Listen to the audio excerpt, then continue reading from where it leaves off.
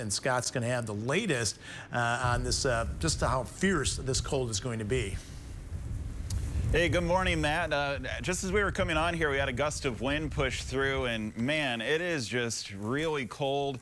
It looks like this is going to continue throughout much of the weekend ahead. We have those cold weather advisories, extreme cold warnings that'll stay in effect through 10 o'clock in the morning on Saturday. Let's step through time on wind chill futurecast. It shows that the worst of the conditions, at least as far as wind chill goes, is going to be happening over the course of the next couple of hours here.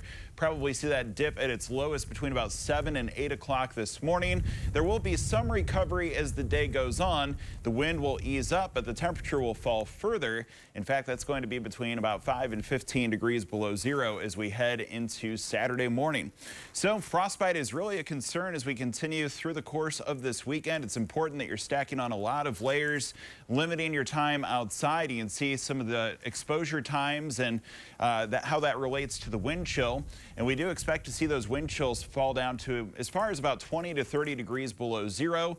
And it only takes approximately 10 to 30 minutes for frostbite to set in. So it's really important that you're being safe during these conditions.